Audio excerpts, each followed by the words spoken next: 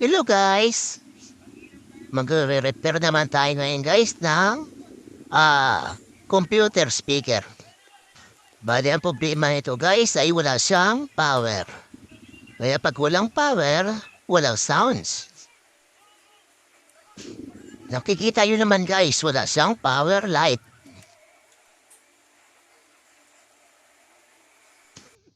Kaya guys, check muna natin ang kanyang power supply.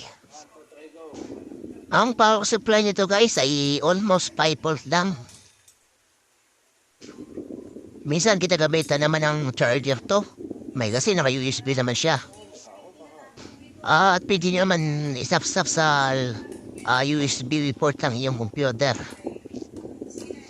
Kaso dito guys, kahit saan mo ito sinaksak, wala siyang power.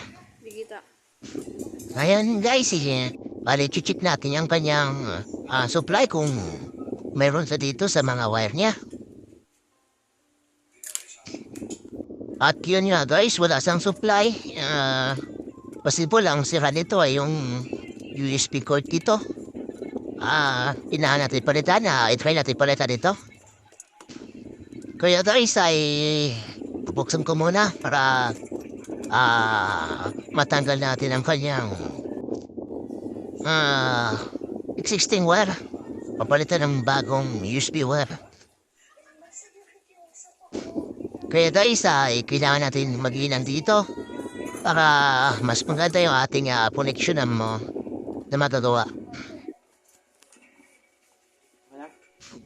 Bali, dalawang wire lang naman to guys. Dapat may makuha tayong 5 volt. Ito yung magiging supply na.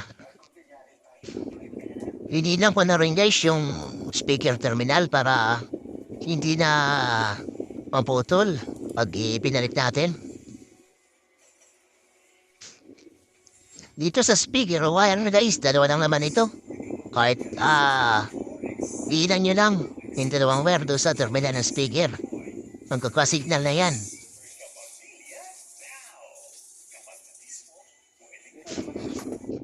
Ingat na kayo sa pag-iilang guys kasi masyadong mainit ito, baka mapasok kayo pag lumikit sa inyong balat.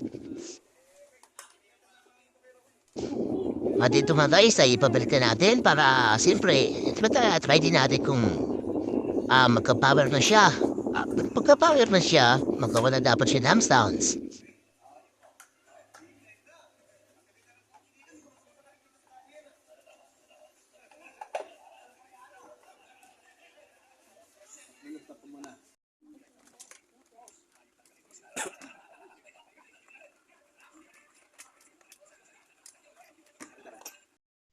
At yun nga guys, ang ginawa natin ay pinalitan natin siya ng USB cord.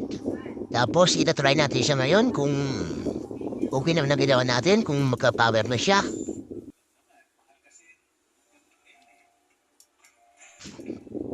Ayun guys, okay na, nagka-power na siya.